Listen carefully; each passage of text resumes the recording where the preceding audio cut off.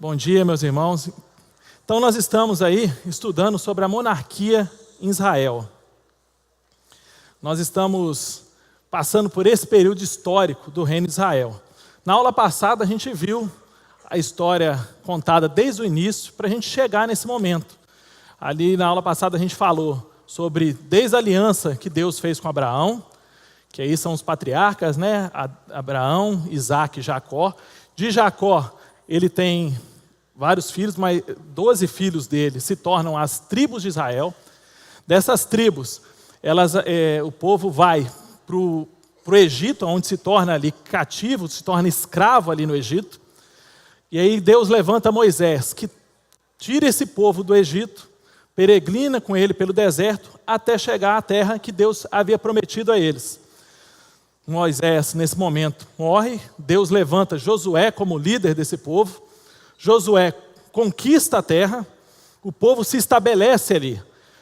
A terra é dividida entre as tribos. Lá em Josué a gente vê Josué fazendo por sorteio. Eles recebem, cada um recebe uma porção de terra e vivem em tribos. Cada tribo, ela tem a sua própria liderança. Mas aí Deus começa a perceber que aquele povo começa a se desviar da lei do Senhor, né? Daquela lei que foi estabelecida ali, que foi dada por Deus através de Moisés. E aí Deus começa a levantar juízes, que são homens que são levantados para julgar o povo, mas também admoestar das coisas erradas que eles estavam fazendo. A gente viu, aí a gente chega até o livro de 1 Samuel. Quando a gente chega no livro de 1 Samuel, quando a gente fala em estudar a monarquia de Israel, a gente vai estudar o livro de 1 e 2 Samuel, o livro de 1 e 2 Reis e o livro de 1 e 2 Crônicas. O livro de 1 Samuel, ele vai tratar principalmente de Samuel, não exclusivamente, de Samuel, Saul e Davi. Quando a gente chegar em 2 Samuel, aí já vai tratar do reinado de Davi. Quando a gente chegar em 1 Reis, já vai começar a tratar o reinado de Salomão. E 1 e 2 Reis vai tratar o reinado dos dois reinos divididos lá na frente.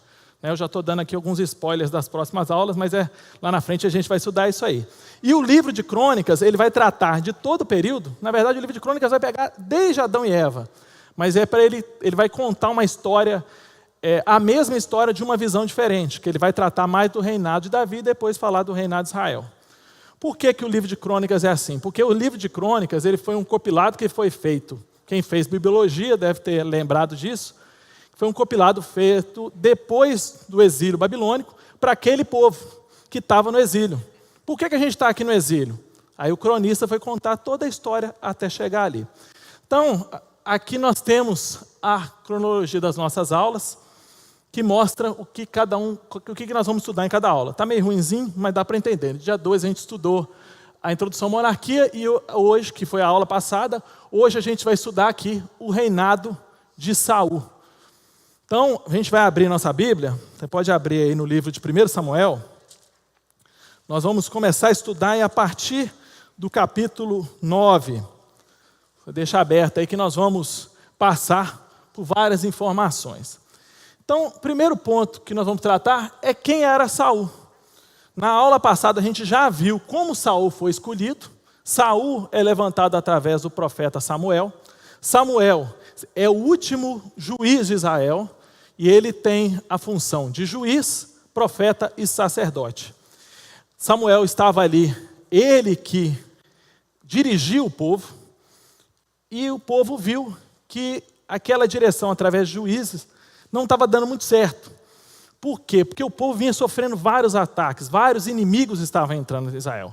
Aí o povo olhava para os vizinhos e falava, todo mundo tem um rei, então nós também queremos um rei para poder o quê? Principalmente ir na nossa frente na hora da batalha. E aí o povo pede isso a Samuel, Samuel ora a Deus e Deus indica Saul. Saul foi uma escolha de Deus, mas foi de acordo com o coração do homem. Nós vamos ver agora. Então, quem era Saul? Então, Saul nós vamos encontrar a história de Saul no livro de 1 Samuel, do capítulo 9 até o 31. O livro de 1 Samuel, ele termina exatamente com a morte de Saul. Ele viveu 62 anos, ele viveu entre o ano de 1004 Não, o contrário, né? Viveu entre o ano de 1066 e 1004 a.C. Ele era filho de Quis. Quis provavelmente era um guerreiro. Flávio José vai falar para a gente sobre isso. Era um grande guerreiro. O seu reinado durou 40 anos, entre 1046 e 1004. Aí existe, às vezes você vai encontrar algum lugar falando 42, mas a pastora Jorge falou isso na aula passada, essa questão de um anos a mais, um anos a menos, nessa questão, quando a gente vai estudar a história, não faz diferença. Ele é da tribo de Benjamim, né, como nós dizemos, eram divididos em tribo. Quer ver? Eu vou mostrar para vocês aqui a tribo. Aqui é o mapa de Israel. A tribo de Benjamim, ela se encontra aqui no meio. Essa tribuzinha aqui, ele era dessa tribo. Ali dentro da tribo de Benjamim ficava Jerusalém, mas nessa época Jerusalém ainda não era uma cidade israelita. Ela era uma cidade dos jebuseus. Depois, lá na frente, nós vamos ver que Davi toma a Jerusalém dos jebuseus e anexa ao reinado, e ela se torna a capital do reinado, que era até um ponto intermediário ali entre as tribos do norte e as tribos do sul. Ele nasceu em Gibeá. Vou voltar aqui para mostrar para vocês. Gibeá fica mais ou menos nessa região aqui, ó, perto de Betel aqui, ó. Ele fica Gibeá, nessa região aqui. E ele foi coroado em Gilgal. Gilgal fica mais no centro, ali perto de Jericó. Ele foi coroado nessa cidade. Então, esse é Saul. Vou te mostrar um pouquinho aqui da genealogia de Saul. Saul, ele vem da tribo de Benjamim. Então, Benjamim era filho de Raquel. Raquel com Jacó. Ele vem dessa sucessão. Ele era filho de Quis. Ele teve como filhos Jonatas, Abinadab, Malquissua, Isbosete. Nós vamos ver Isbosete lá na frente. Quando Saul morre, ele assume o trono, em desafio a Davi. Meriabe e Mical. Mical era uma filha de Saul, que se casa com Davi. Ali também nós temos um personagem conhecido, que é filho de Jonas, que é o Mefibosete. Nós vamos ver também lá na frente, falando um pouquinho dele. Como que foi a escolha de Saul? Nós já falamos um pouco, mas eu vou revisar aqui. Ele era de uma família realmente influente. Quis era uma família influente. O pai dele era influente. Ele era alto e bonito. Ele tinha uma característica de guerreiro mesmo. Ele era forte. Ele era um homem que realmente se destacava. A Bíblia vai nos falar que os outros ficavam na altura do ombro de Saul. Então, quer dizer, ele era um homem que realmente fazia diferença ali onde ele estava. Ele foi escolhido por Deus, realmente, Deus que revela a Samuel quem seria o próximo rei, e a gente vê uma sequência ali de confirmações proféticas que Deus dá a Samuel ali. Ele tem o seu coração transformado, a Bíblia nos fala sobre isso, que ele recebe realmente uma unção ali que o transforma. Essa transformação aí não está falando de conversão. Ele já era convertido, né? Ele era um judeu convertido. Mas fala mais de transformação no sentido de se tornar o líder ali de Israel. Estratégia militar, que ele realmente recebesse a unção ali de liderança sobre o povo. Ele profetizou pelo Espírito de Deus, a gente vê lá em 1 Samuel 10:10. Ele tinha diversas boas companhias, isso a gente vê na Bíblia. Ele era cercado de pessoas boas. Realmente o povo abraça Saul, principalmente depois da vitória que ele tem sobre os amonitas. Ele recebe um apoio grande do povo. Ele tem o Espírito do Senhor se apodera de Saul realmente, né? A gente já falou ali em cima. E ele agiu com misericórdia depois de uma batalha. Depois que ele vence os amonitas, o povo vira e fala: e aí, quem falou mal de Saul? Quem não queria Saul como líder? Querendo brigar mesmo, querendo criar ali uma grande confusão. E Saul fala: olha, nós acabamos de ter uma grande vitória. Nós acabamos de receber uma bênção de Deus. Então agora não é hora de briga não. Agora é hora que a gente possa se unir aqui. Então quer dizer, ali mostra a presença de Deus no coração de Saul naquele momento. Aí agora eu vou começar a entrar no reinado de Saul. Primeira coisa, a gente vai ver que Saul foi um homem vitorioso no princípio, ele teve grandes vitórias. Essas vitórias que atestam Saul realmente como rei, Ele, quando ele vence essas vitórias, o povo realmente fala, esse é o escolhido de Deus. Esse é o homem que vai dirigir nossa nação. Só que as escolhas dele, o coração dele se afasta do Senhor. E ele vive aí vários fracassos pessoais com isso. Vamos falar um pouquinho sobre quem eram os inimigos de Israel nesse tempo. A gente tem vários inimigos aqui, ó, no mapa, na parte de baixo. A gente tem os amonitas, que são esses que Saul vence uma batalha contra eles. Nós temos os moabitas. Nós temos os edomitas, não mostra aqui no mapa, mas eles ficam nessa região aqui baixa, aqui, ó, do lado do Jordão, aqui mais para o sul. Nós temos os amalequitas, que também eram inimigos de Israel. E nós temos os filisteus. Então, eu vou falar um pouquinho ali. Ó. Os amalequitas habitavam a região do Negueb, que era um deserto, e às vezes eram vinculados à descendência de Esaú. Às vezes, na Bíblia, a gente vai ver isso aí, mas não é certo. Os descendentes de Esaú, com certeza, são os edomitas, mas às vezes são vinculados, você pode ver alguma coisa a respeito disso. Os moabitas viviam ao leste do Mar Morto, um território pequeno, mas bastante povoado.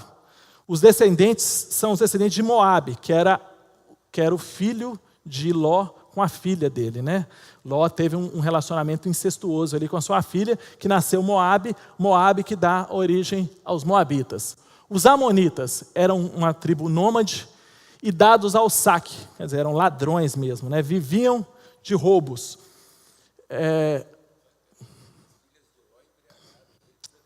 Isso aí, as filhas, o Max Miguel está me perguntando aqui, as filhas de Ló embriagaram ele, né? A gente vê isso lá em Gênesis, que eles embriagaram ele, tiveram relação com ele, e desse relacionamento nasceu esses filhos dela.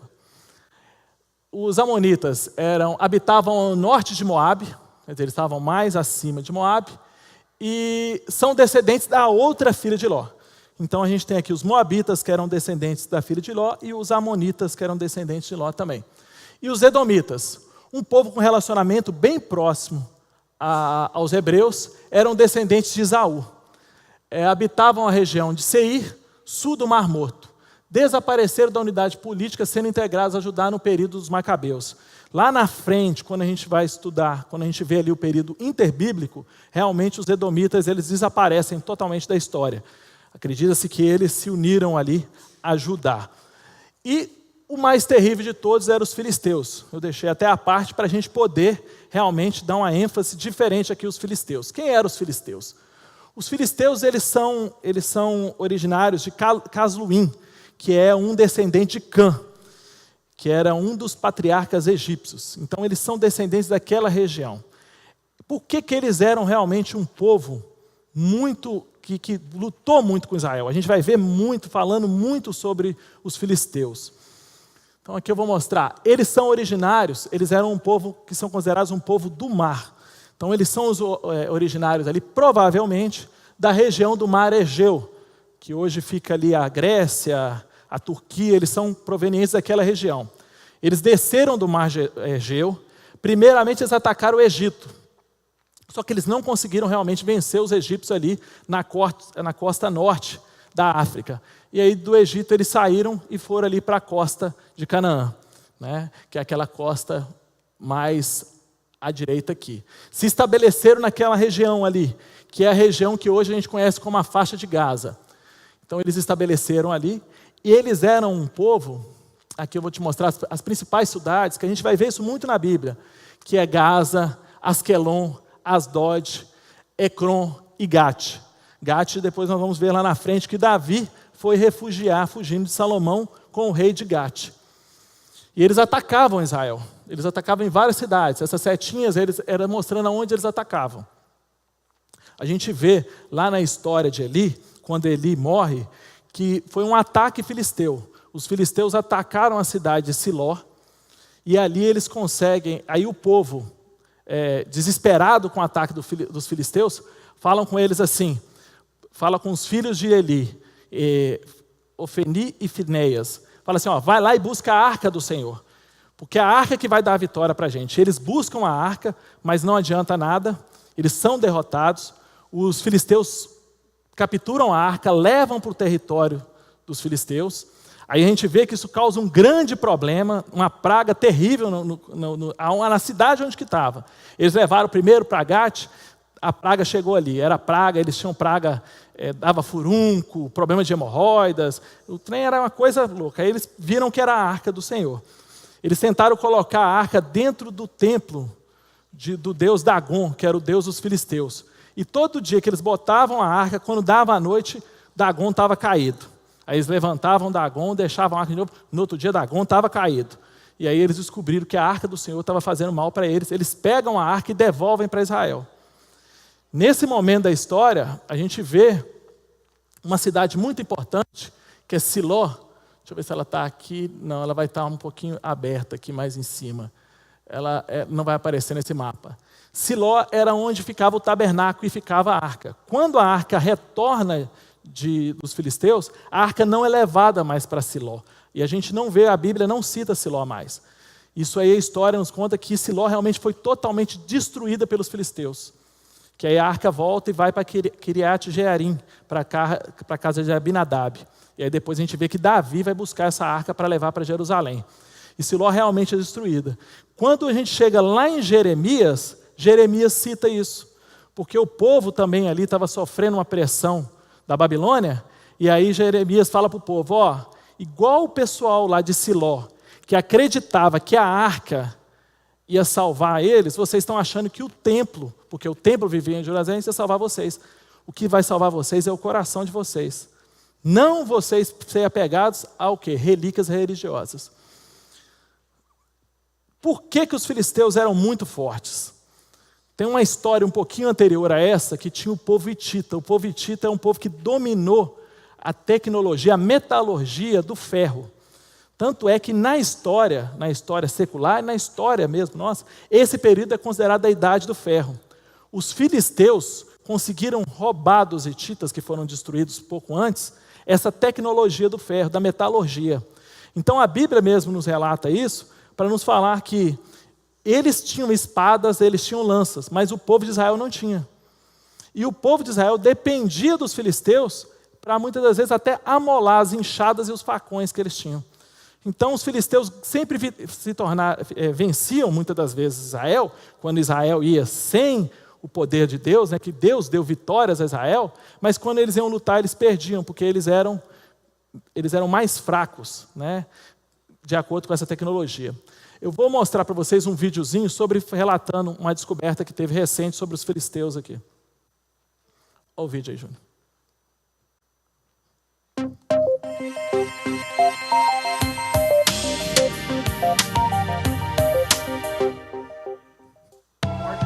Um grupo de arqueólogos israelitas descobriu um cemitério filisteu em Ascalão. Os vestígios datam do século 8 a 11 a.C. Mencionado na Bíblia, o povo filisteu vivia na costa sudoeste de Canaã, num território que se estende hoje de Gaza ao sul de Israel. Nunca tínhamos encontrado filisteus numa cidade filisteia. Pensávamos que havia filisteus nesta área, mas nunca os tínhamos descoberto. Agora queremos saber de onde vêm. Para isso, vamos comparar estes vestígios com outros elementos existentes. Sabemos que a Filisteia se situava aqui, conhecemos a forma como eles tratavam os seus mortos, o que vai permitir compreender outras coisas. Na Bíblia, os filisteus são descritos como inimigos de Israel. Eram oriundos de terras do Ocidente, comiam carne de porco e não realizavam a circuncisão. A região onde viviam foi mais tarde apelidada de Palestina pelo Império Romano. Começámos a observar um padrão em relação aos ritos funerários. Aprendemos coisas que não sabíamos. Encontramos acessórios nos corpos, brincos, colares, anéis, pulseiras. Na maioria das vezes são acessórios simples. Frascos de perfume ao pé do rosto, jarras com óleos ou vinho e comida ao lado das pernas. Os objetos encontrados no cemitério encontram-se atualmente expostos no Museu Arqueológico Rockefeller, em Jerusalém.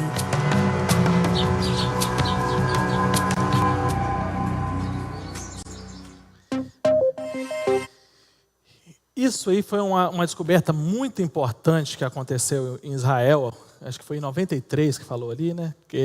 Porque o povo filisteu é um povo que se fala muito pouco dele fora da Bíblia. A Bíblia relata muito o povo filisteu, mas quando a gente olha em outras literaturas, os egípcios, os mesopotâmios, a gente não ouve muito falar dos filisteus. Então foi muito comemorado Israel, porque isso aí já é mais um acontecimento que vai comprovando a historicidade da Bíblia, né? Agora nós vamos entrar aí no capítulo 12. Nós temos no capítulo 11, a gente fala sobre a vitória de Saul que teve na cidade de Jabes, que ele vence os amonitas. No mesmo capítulo 11, vai falar sobre Saul é confirmado rei. No capítulo 12, a gente tem a despedida de Samuel. Samuel se despede do povo aí como juiz e líder. Porque quando Saul é ungido e realmente proclamado, ungido ele já tinha sido ungido por Samuel. Mas no capítulo 11 na verdade, a gente vê que Saul é proclamado pelo próprio povo. Porque quando a gente vê que Samuel unge Saul, ele fala que ele se tornou príncipe, governador. Mas no capítulo 11 a gente vê que ele é realmente proclamado como rei de Israel. Quando ele se proclama rei, Samuel sai de cena. Sai da cena de ser líder da população ali, no capítulo 12. E no capítulo 13 já começa a mostrar para a gente quem realmente era Saul. Um homem vitorioso, mas que tinha muitos erros. E os erros de Saul levaram ele para se afastar de Deus. Então o primeiro erro que Saul cometeu, ele oferece sacrifício no lugar do sacerdote. Isso a gente vai ver no capítulo 13. O que acontece? O povo filisteu, eles se posicionam para guerrear com Israel. Eles se preparam ali para entrar em guerra com Israel. Quando eles se preparam para entrar em guerra, Saul reúne o povo e era o costume que antes da guerra o sacerdote viesse e abençoasse o povo, fizesse o sacrifício. Só que eles estavam esperando Samuel chegar. Samuel já estava idoso, vinha de mulinha, vinha devagar. O que eles estavam já? Eles já estavam ansiosos com aquilo.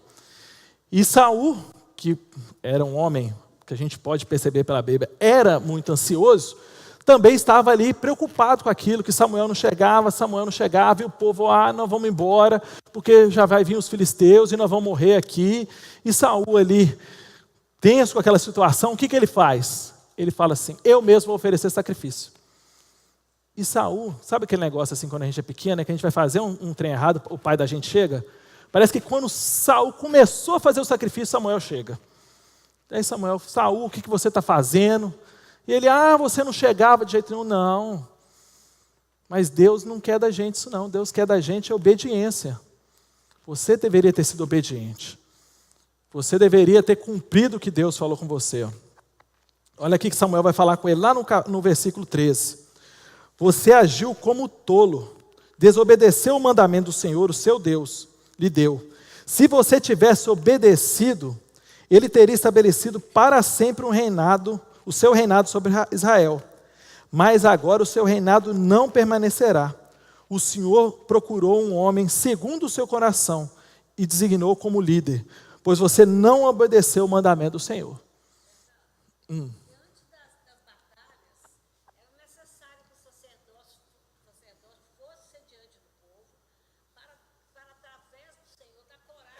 Sim, isso. Dar direcionamento, né? Então, com a demora de Samuel, Saul ansioso, o povo foi crescendo, foi se sentindo assim, desamparado. Por isso que Saul decidiu assim, de última hora, assim, de obediência, a que o povo ia dispersar. É verdade. E isso acontece com a gente também, né? A gente às vezes não tem paciência em esperar o momento certo do Senhor. Porque o que eles deveriam pensar? Não, quem está conosco é o nosso Deus. Se ele vai vir hoje, se Samuel vai chegar aqui semana que vem, se os filisteus estiverem aqui do lado, nós confiamos que Deus vai estar com a gente. Aquilo ali demonstrava o quê? Uma falta de confiança em Deus. Falta de fé.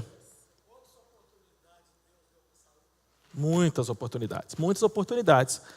Muitos comentaristas até falam com a gente, comentam que quando Saul ali é repreendido por um espírito maligno, um espírito ali que era Deus também tentando convencer. Se Saul, eu tenho certeza que se Saul tivesse se arrependido e buscado ao Senhor, Deus tinha perdoado ele, dado mais uma chance. Segundo erro que a gente vê bem claro na Bíblia, vai estar no capítulo 15, verdade. Está no capítulo 15, que é o quê? Saul, precipitadamente, ele profere um voto com Deus. E um voto totalmente impensável. Olha o que Saul faz. Saul está em guerra com o povo filisteu ali. Eles estão guerreando. Aí Saul levanta no meio do povo e fala assim, eu juro e eu coloco sobre vocês aqui uma ordem. Ninguém vai comer até a gente vencer a batalha. Era um voto inteligente? Não. Eles estavam batalhando, eles estavam guerreando. Uma batalha podia demorar 1, 2, 3 dias. Como que eles iam ficar sem comer? E Saul profere esse voto impensadamente. E o que acaba acontecendo? Ele acaba prejudicando todo o povo de Israel. Por quê? Porque ele fala que se qualquer homem, independente que fosse, comesse, seria morto. Israel acaba perdendo a batalha. E quando Saul reúne o povo e fala, vocês perderam a batalha porque vocês descumpriram o voto que eu tinha falado. E aí ele fala, quem descumpriu esse voto será morto. E quando eles vão descobrir quem descumpriu o voto, tinha sido o próprio filho dele, Jonatas.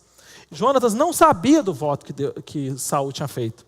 E ele estava no meio da batalha. Aí diz que Jonatas viu uma colmeia de abelhas. E ele pegou aquele mel e comeu.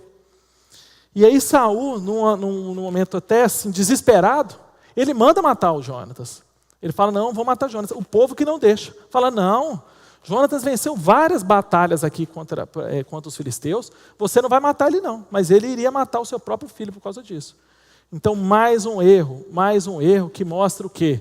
Um homem que estava inseguro, que era imprudente, que era ansioso, um homem que realmente não era um homem que deveria estar ali na frente do povo, mas é um homem igual a nós. Era um homem que o povo tinha escolhido. O povo queria o quê? Queria um forte, queria um guerreiro, queria um homem influente, mas não pensou bem na hora da escolha. Por isso que a gente, às vezes, tem que pensar nisso, que as escolhas do Senhor sempre tem que sobrepor as nossas.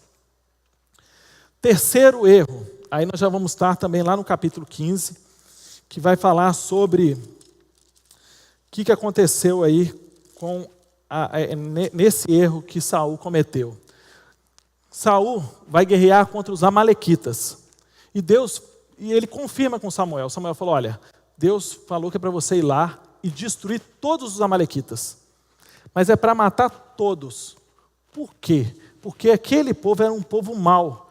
Era um povo que realmente tinha um coração mau. Era um povo que vinha fazendo maldade com o povo de Israel. E a gente vê que esse erro de Saul, ele vai culminar lá em Esther. Quando a gente vai ler o livro de Esther, quando a gente vê lá Naamã, que era o comandante lá do imperador persa, que dá aquele decreto para matar o povo de Israel, Naamã era o quê? Amalequita.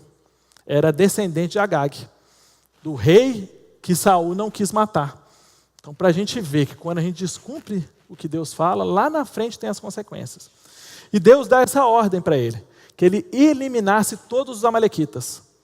E aí a vaidade dele não permitiu que ele fizesse isso. Ele até vence os amalequitas, porque Deus tinha falado que ele ia vencer, só que ele pega e não mata o rei e pega a melhor do gado, dos amalequitas, e leva como despojo de guerra.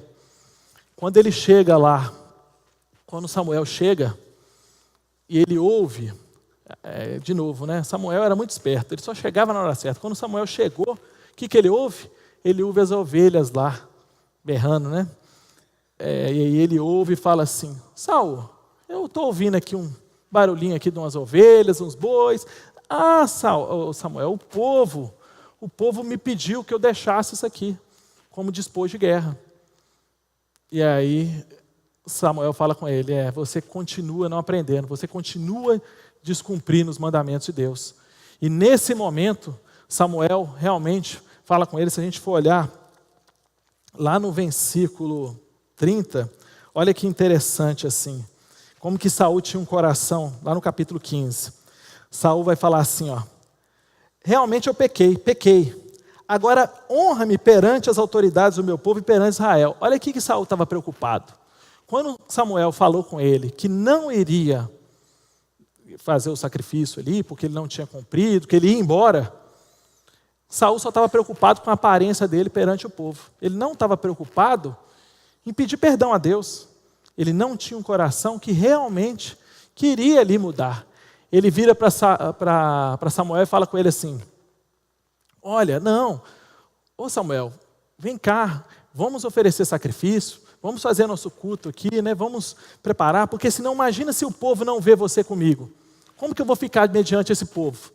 Então ele estava mais preocupado com as aparências do que realmente um coração, a vaidade dele. Isso aí.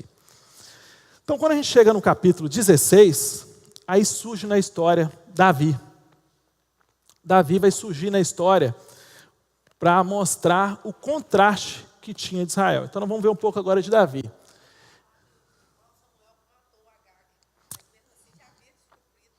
Sim, é verdade. Ele me lembrou bem aqui. No final, Samuel mata o rei Agag. Agag é morto ali por Samuel. Samuel pega a espada e mata o rei Agag. Mas o mal feito já estava feito, né? Não tinha muito como consertar. Então no capítulo 16, quando Samuel vai embora, Saul agarra o seu manto e rasga o seu manto. E aí Samuel dá o decreto para ele, fala: ó, igual você rasgou o meu manto, Deus vai rasgar o seu reinado a partir de hoje. E naquele momento, Samuel sai dali, Deus pede que Samuel vá até a cidade de Belém, porque ele vai ungir um outro homem como rei de Israel. E aí surge Davi. Eu não vou contar a história completa aqui de Davi, porque todos nós conhecemos a história da unção de Davi, né? Samuel chega ali, chega na família de Jessé, Jessé traga seus filhos, porque eu vou ungir eles. Aí vem um filho mais velho, forte, bonitão. Aí Samuel, que parece que também não tinha aprendido, né, fala: esse aí, né, Senhor? E Deus fala: não é esse. E aí vai vindo todos os filhos, e chega no final, e Samuel fala: mas você não tem mais nenhum filho? Aí Jessé: eu tenho um que está cuidando das ovelhas no campo. Ele não está aqui, ele está trabalhando. Né? Aqui está todo mundo parado, sem fazer nada para almoçar, mas ele está trabalhando, mas eu vou chamar ele lá.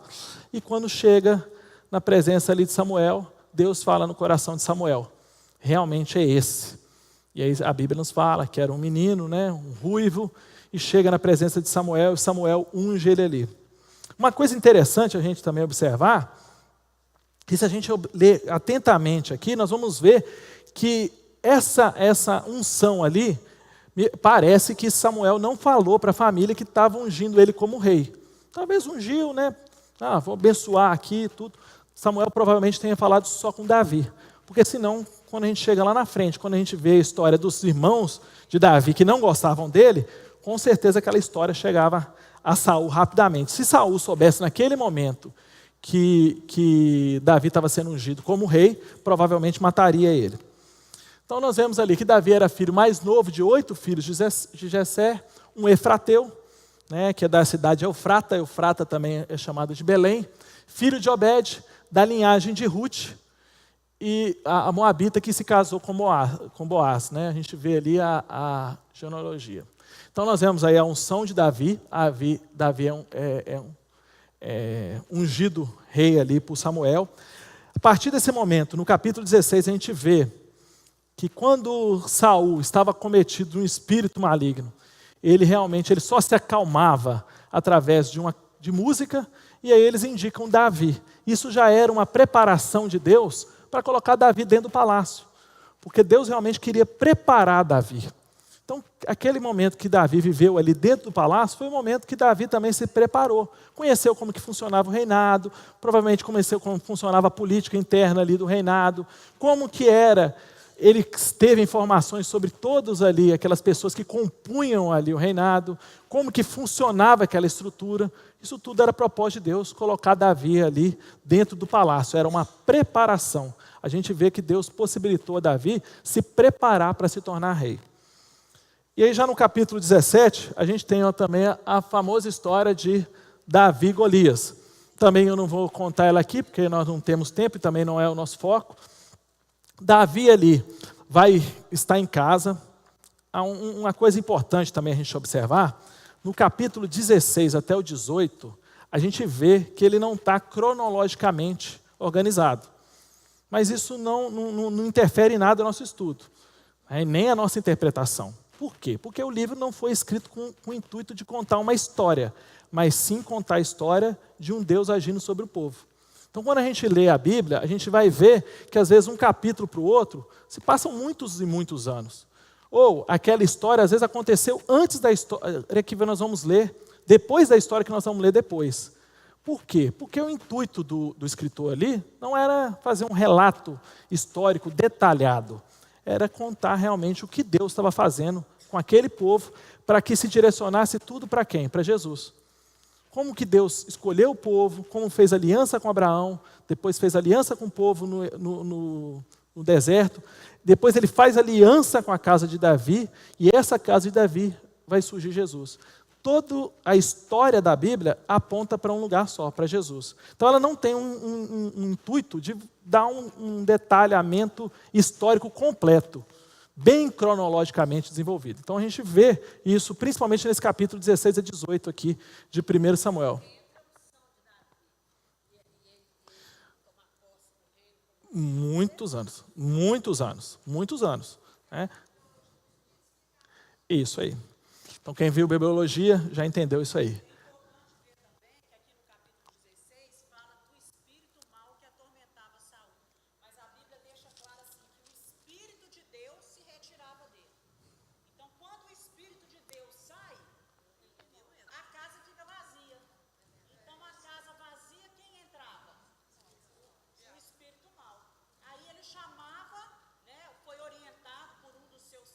Lá chamar Davi.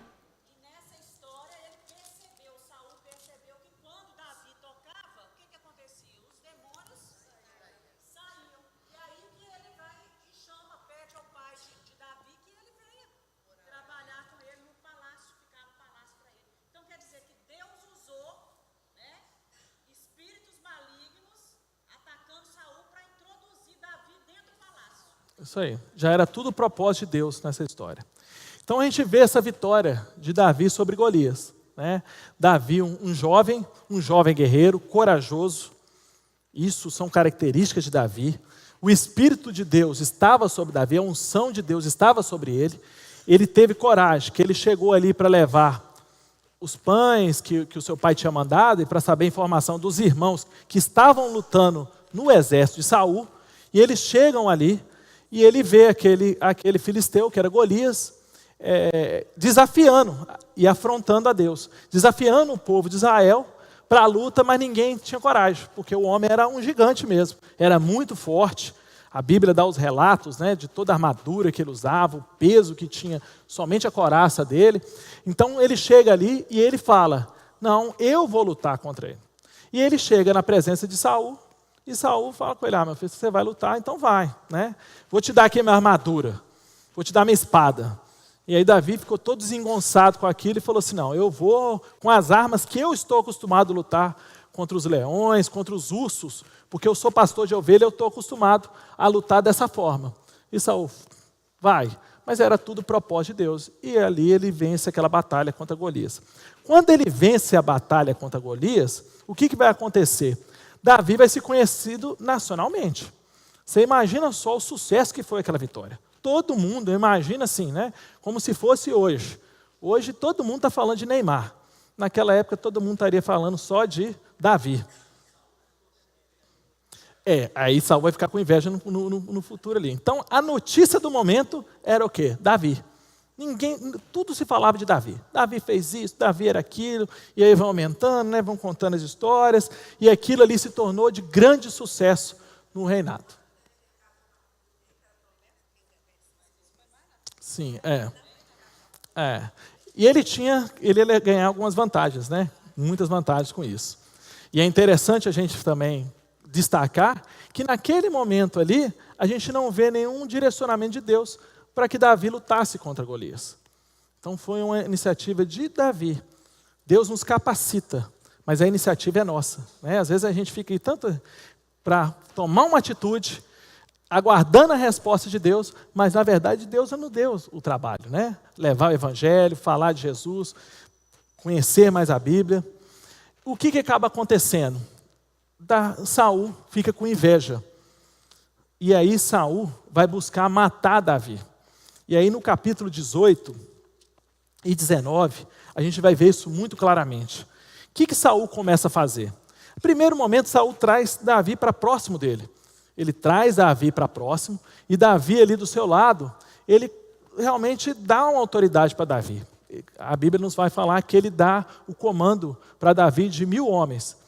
Só que todas as batalhas que Davi ia lutar, ele era bem sucedido. Tudo que ele ia fazer, ele se dava muito bem. E isso, quando a gente vê ali no versículo 18, no versículo 7, as mulheres inventaram uma canção que fala assim, né? Lá no capítulo 18, versículo 7. As mulheres dançavam e cantavam. Saul matou milhares e Davi matou dezenas de milhares. E aí a gente vê na frente Saul falando com o seu conselheiro ali que estava próximo dele. Está vendo o que elas falam dele? Eu matei milhares. Davi matou dezenas de milhares. E aí Saul começa a planejar várias formas de Davi ser morto. E com isso, ele vai fazendo ali vários planos. Ele coloca ele nas batalhas mais difíceis. E aí a gente entra na história da filha de Saul. Saul tinha prometido dar a filha em casamento para quem vencesse lá Golias. Só que ele pega a filha mais velha e dá para outro. Ele já queria ali, já estava implicado com Davi. E aí ele tem uma ideia, ele falou assim, ele planejou, ele falou assim, chama Davi e fala, ô Davi, vou te dar minha filha em casamento. Ele falou, meu senhor, eu sou pobre, a minha família é pobre. Olha um coração humilde como que é, né? Eu sou pobre, eu não vou ter condição de pagar pelo dote. Aí Saul fala, não, mas eu tenho um jeito, é só você trazer para mim 100 prepúcios dos filisteus. Prepúcios é a pelinha ali do pintinho ali do filisteu, né? Aí fala assim, traz só 100 para mim que está resolvido. Aí Davi vira e fala assim, tá fechado. Aí o que Saul pensa? Pronto, está resolvido. Ele vai lá tirar a pelinha lá dos filisteus e eles vão matar ele, que não vai ter condição. E diz a história que Davi juntou com seus homens, foram lá, mataram, só que ele não trouxe 100, ele trouxe 200 e entregou para Saul. E aí o ódio de Saul aumentou mais ainda, só que aí Saul não tinha jeito, ele já tinha dado a palavra como rei. Davi casa com Mical. Então, nesse capítulo 18 e 19, a gente vai ver várias vezes Saul tentando matar Davi.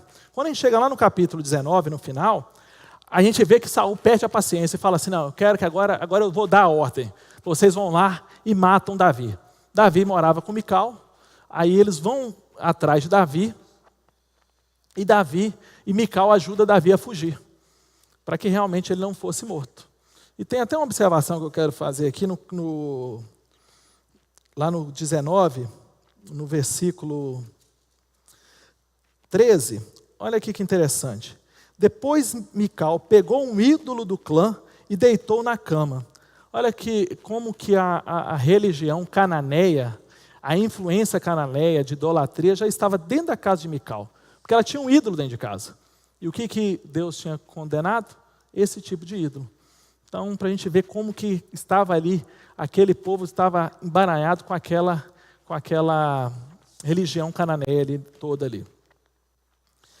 No capítulo 20, a gente vai ver que surge uma grande amizade. Já vinha lá desde trás, mas no capítulo 20 é dedicado exclusivamente para contar sobre a amizade entre Davi e Jonatas. Jonatas era filho de Saul. E eles criam um laço de amizade muito grande entre eles. E é interessante a Bíblia dedicar isso aqui para a gente ver como que a amizade entre homens, mulheres, é importante, a união.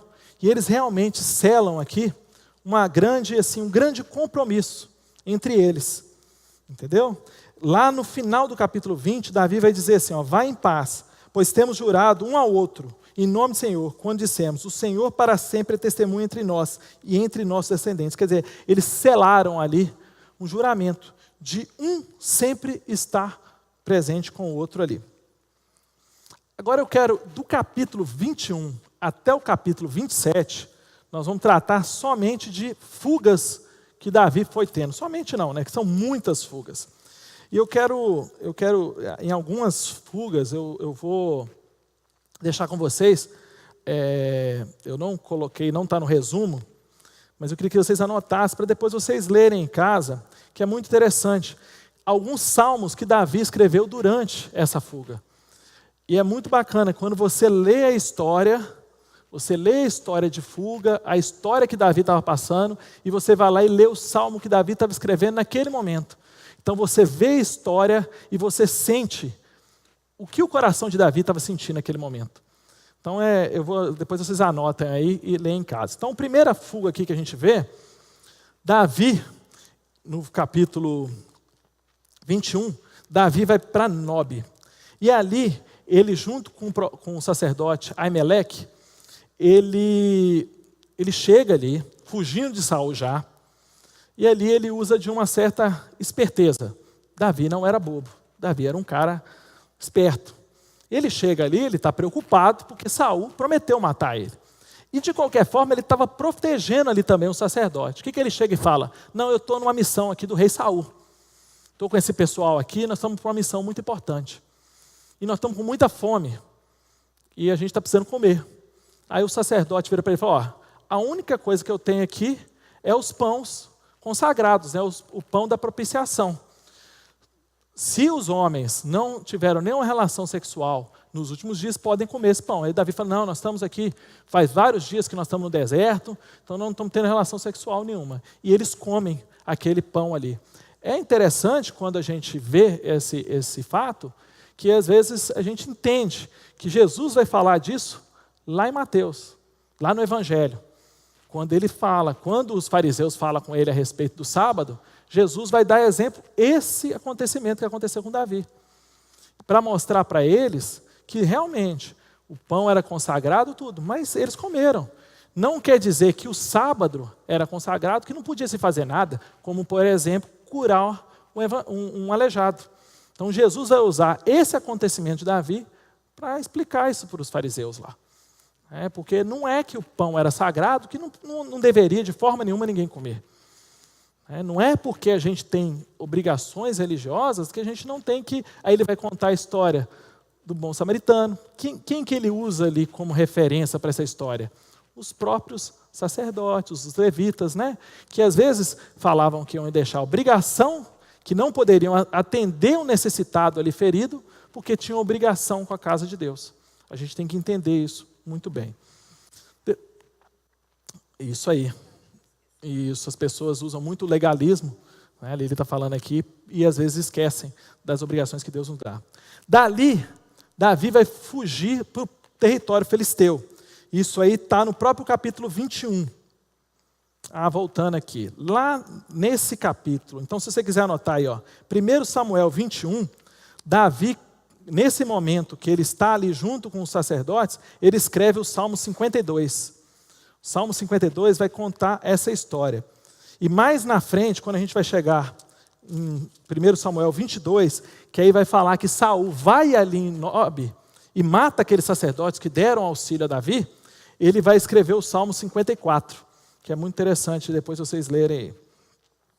Davi foge para Gate.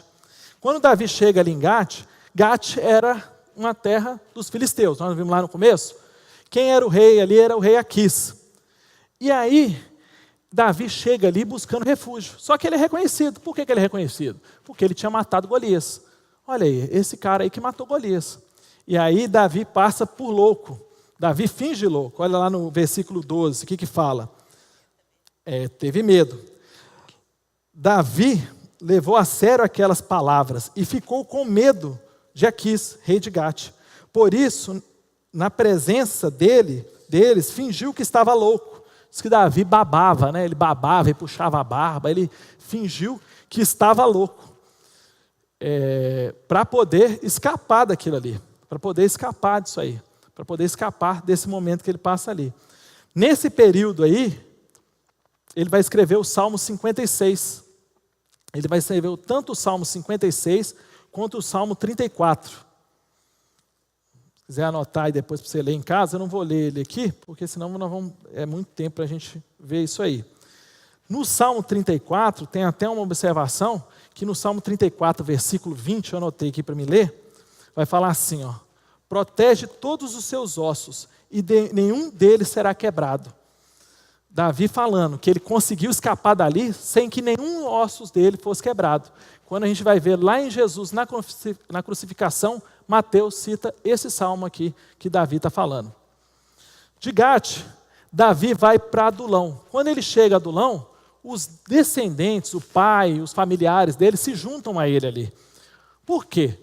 Porque é claro que Saul não queria matar só Davi, mas Saul, quando havia esse tipo de problema, o rei matava a pessoa e matava todos os familiares. Quando Saul vai ali em Nob e mata o sacerdote, ele mata todos os descendentes do sacerdote Ameleque. O único que escapa é Abiatar, que vai viver com Davi. Abiatar também nós vamos ver lá na frente, ele se tornando sacerdote, porque ele estava junto com Davi ali. Então Davi foge ali para Adulão, ele reúne com os seus familiares, e aí o que ele faz? Ele vai para o próximo passo ali, ó. Davi leva todos os seus familiares, porque Davi precisava ter segurança para poder fugir. O momento ali era de muito perigo, Davi estava passando uma aflição muito grande. A gente vê isso lá nos Salmos. Quando a gente lê os Salmos, a gente sente a aflição que Davi estava passando. Então o que ele falou? Eu vou pegar aqui meu pai e vou levar junto com meus familiares para Moabe, vou pedir para o rei moabita para que dê abrigo para eles, para que eu possa também fugir tranquilamente. Então ele leva ali todos os seus parentes para a terra de Moabe. Dali, Davi recebe uma informação que o povo de Keila, isso aí já vai estar no capítulo 23, o povo filisteu estava atacando eles ali. E Davi fala assim, olha, nós temos que ir lá ajudar esse povo, nós temos que ir lá dar um reforço para ele. Mas era perigoso, por quê? Porque Saul também poderia ir para lá e cercar Davi, como realmente acabou acontecendo. O povo acaba traindo Davi, mesmo ele ajudando o povo. E ele vai para ali e luta contra os filisteus, vence os filisteus, mas por causa dessa situação, realmente ele passa uma dificuldade muito grande, porque realmente Saul cerca ele ali. Dali, ele vai para o deserto de Zifeu, que aí já começa uma perseguição realmente assim, tremenda de Saul. Saul está no encalço de Davi. A gente vê que tem um momento que fala que Davi está de um lado da montanha e Saul está do outro. E eles iam se encontrar na frente. Mas Deus providencia ali que acaba que há um ataque de filisteu a outra cidade e Saul tem que recuar e voltar. Então Davi realmente estava quase ali encontrando com Saul nessa região ali, que é o deserto de Sif ali. Dali, Davi continua a sua peregrinação, e aí Davi passa no momento que ele poupa a vida de Saul. Isso está lá no capítulo 24. O que acontece ali? Saul estava vindo com o exército dele, e fala a história, conta claramente que ele deu o quê? Ele deu uma dor de barriga, né? Fala que ele precisava esvaziar o ventre, né? Ele precisava ir no banheiro. E Saul para e fala assim, olha, eu tenho que ir, eu vou na caverna ali. Quando ele entra nessa caverna, quem está lá dentro? Davi com o exército dele. Quando Davi está ali com o exército, os soldados viram para ele e falam assim, olha, é nesse momento aí que Deus falou. É nesse momento aí que Deus está entregando Saul nas suas mãos. Então agora é o momento de você matar ele. E aí fala que Davi chegou próximo a Saul, muito próximo, que ele corta o manto de Saul. Mas ele não mata. Por quê? Porque ele fala, o coração dele. Ele não queria cometer aquele crime. Porque Saul era ungido do Senhor. Isso aí. Porque ele era ungido de Deus. E aí Saul sai ali da caverna, vai com o exército, quando chega lá na frente, Davi vira e fala assim, Saul. Aí Saul para. Ó, é você, meu filho Davi? É, sou eu. Estava lá na caverna. Aqui, ó um pedaço aqui do seu manto. Mas nesse dia eu poupei a sua vida. Ele fala que Saul chora, tudo, mas mesmo assim o coração de Saul não se arrepende. Dali nós temos uma história também muito interessante, que é a história de Nabal e também de Abigail. Um ponto aqui que a gente tem que colocar, no capítulo 25, acontece a morte de Samuel. Exatamente no começo do capítulo 25, a Bíblia registra a morte de Samuel. Então, por isso que quando a gente fala que quem escreveu o livro de Samuel foi Samuel, Gate e Natã, é porque depois do capítulo 25, alguém continuou os escritos. Nesse local aí, o que acontece? Davi chega ali e ele manda que os seus liderados vão até a casa de Nabal. Nabal era um carmelita era porque era descendente de Caleb. Ele manda ir na casa dele e pede a ele alimento. E ele faz tipo assim, ele fala com ele assim, ó, nós estamos aqui protegendo a terra de vocês, pode perguntar aos seus pastores. Quer dizer, ele estava ali mais ou menos como o quê? Como uma proteção ali, uma polícia, uma guarda. Então manda um alimento para nós. Nabal fala que não ia mandar não, porque ele não ia escutar Davi, que Davi na verdade era um fugitivo do rei.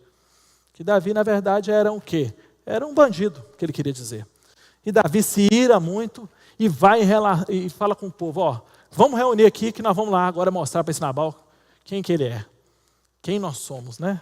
E ele vai para lá e no caminho, a esposa de Nabal, que é Abigail, sabe da história, mulher inteligente.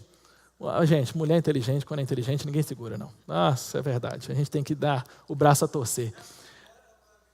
Virtuosa, ela muito inteligente, o que ela faz? Ela sai na frente, fala, ó, vamos pegar aqui, e reúne os pães, reúne vinho, e reúne carne, e sai em direção a Davi, e ela vai junto. Quando encontra com Davi, ela se prostra, pede desculpa, e aí Davi fala, por causa de você, a nossa intenção era matar toda a descendência de Nabal, matar todos os homens e mulheres ali, mas Davi, naquele momento ali, ele amolece o coração e não comete o que ele devia fazer. Depois nós vemos que Davi poupa no capítulo 26 novamente, a morte poupa a vida de Saul novamente. Conta que o Saul estava no arraial, junto com os seus comandados, dormindo. E Davi chama Abissai, que era irmão de Joabe, para ir lá. Fala, vamos entrar lá dentro. Nós vamos entrar lá dentro do arraial de Saul. E eles entram lá, e ele vai do lado de onde Saul estava dormindo, pega a lança de Saul e o jarro de água. E Abissai, nesse momento, fala assim, vamos matar ele agora. E ele fala, não, eu não vou fazer isso, porque ele é ungido do Senhor. Então ele poupa novamente a vida de Saul. Desse momento em diante, Davi realmente fala, está difícil demais fugir aqui dentro do território de Israel. E ele se refugia em Ziclac, junto com os filisteus. Ele volta, e aí eu imagino que a história já tinha corrido, o rei Aquis já tinha ouvido falar que Davi estava fugindo de Saul, e ele pede refúgio, e Davi realmente vive ali no meio dos filisteus.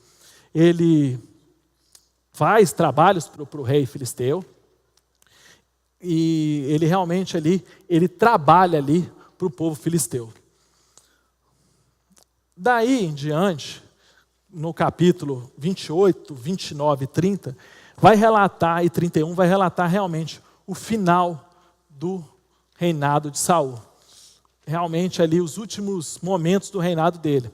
Então a gente vê, Saul é rejeitado por Deus, olha lá, o obstinado rei Saul foi rejeitado por Deus, mas isso sucedeu por causa das suas escolhas ruins, e do seu comportamento inadequado, e da sua desobediência às ordenanças do Senhor. Com isso, acontece realmente, Saul, lá atrás a gente já viu, mas só refletindo, Saul realmente é destituído do trono por Samuel. Ele realmente, o Espírito de Deus, se afasta totalmente dele. Ele vive ali, ele não recebe mais respostas de Deus. A gente vê no capítulo 28, que ele vai até procurar uma médium, né, uma feiticeira ali, para que desse uma mensagem para ele, que isso que era totalmente condenado por Deus, era totalmente condenado, que procurasse ali uma necromante, né, para buscar informações, falar com os mortos, isso era condenado por Deus. E nesse momento, quando a gente chega no capítulo 31, a gente vê ali o final trágico de Saul. Saul está numa batalha muito pesada com os filisteus, seus filhos, Jonatas, Abinadab, todos são mortos, e ele está cercado de filisteus. Aí ele vira para o escudeiro dele e fala: me mate. Aí o escudeiro: não vou matar o rei. Se eu matar o rei, eu estou morto já. Não vou fazer de jeito nenhum, meu senhor. E aí a Bíblia nos fala que Saul pula sobre a sua espada. Então realmente ele se suicida, né, naquele momento ali de aflição que ele está passando. O que isso nos ensina para a nossa vida, né? O que isso nos traz? O que Saul fala para nós hoje? Então, para a gente ler ali, ó. O reinado de Saul foi o resultado de escolhas equivocadas. Suas decisões não se pautaram pelas ordenanças do Senhor, transmitidas a ele por intermédio do profeta Samuel. As consequências foram eminentes e logo Deus rejeitou a sua liderança sobre o seu povo. Nossa caminhada deve ser dirigida pelo Espírito Santo. Isso só pode ser feito mediante a leitura da palavra de Deus e pela oração. Devemos lembrar sempre de que o Senhor prefere que vivamos em obediência a Ele, muito mais do que oferecemos sacrifício. Caminhemos, portanto, conforme a direção de Deus para as nossas vidas, nossas famílias e nosso ministério. Lições para a nossa vida. Deus quer a obediência do coração, não meros atos religiosos, né? Deus quer o quê? Um coração obediente. Não que você somente venha na igreja, que você dê o dízimo, mas que realmente você tenha um coração ligado a Deus. A obediência sempre envolve sacrifício, mas o sacrifício nem sempre envolve obediência. Quer dizer, você precisa se sacrificar para ser um obediente, mas nem sempre, né, ser obediente vai envolver sacrifício. Porque você pode estar sofrendo uma obediência só o quê? Uma obediência externa, não uma obediência interna. Deus quer que faça uso das nossas forças e das nossas debilidades. Deus usa tanto o que a gente tem de bom, como a gente tem de ruim. A gente vai ver na história de Davi na próxima aula. Deus usou tanto o que ele tinha de bom, como o que ele tinha de ruim também. As fraquezas deveriam nos ajudar a lembrar da nossa necessidade de direção de Deus. Isso é muito importante. Que a gente possa ter um coração e a direção de Deus seja constante na nossa vida. Amém? É muita história para uma hora. Eu tentei pontuar aqui só os pontos mais importantes para que a gente realmente continue nessa história aí. Se tiver alguma dúvida, alguma pergunta. É importante que você o quê? Leia o livro de 1 Samuel. Leia o livro de 1 Samuel. Faça os links lá com os salmos. É muito bom, porque aí você vai conhecer essa história mais detalhadamente, mais por detalhes, entendeu? Você vai conseguir ler ali. Você lendo o 1 Samuel, você vai ver toda a história de Saul ali, contadas por detalhes, e essa história de Davi. Na próxima aula a gente entra no livro de 2 Samuel. E aí a gente vai tratar o quê? Saul é morto, Davi é ungido rei, mas também Isbofete é também ungido rei também. Então vai existir ali uma guerra entre as duas famílias, mas logo o Senhor caminha Davi ali no seu reinado. Amém? Vamos. A chamada a Georgia já fez, que a Georgia é craque, ela conhece todo mundo aí. Eu não tenho essa capacidade, não. Então vamos lá. Ela consegue fazer a chamada sem falar o nome. Eu não tenho essa capacidade, não. Vamos orar então. Senhor meu Deus, te agradecemos, Senhor, por essa oportunidade de estudarmos mais a Tua Palavra. Senhor, por essa oportunidade de conhecermos mais o Senhor. Senhor, que essas histórias de Saul, de Samuel, de Davi, sirvam de exemplo para nossas vidas. Que nós possamos ter uma vida, Senhor, pautada, Senhor, no que o Senhor ordena para nós, na Tua Palavra. Que nós podemos ter uma vida direcionada pelo Senhor. Que nós podemos confiar no Senhor. Que nós possamos não preocupar com as circunstâncias que estão ao nosso redor, mas confiarmos que o Senhor estará conosco todos os dias. Senhor, eu te agradeço, Senhor, por esse momento estarmos aqui reunidos. Pedimos por esse domingo, que o Senhor abençoe cada família aqui, o almoço, que esse domingo realmente seja um domingo em família, que nós possamos ali compartilhar com os nossos familiares o amor de Jesus. tem por nós todos os dias. Nos abençoe e nos leve em paz, em nome de Jesus. Amém.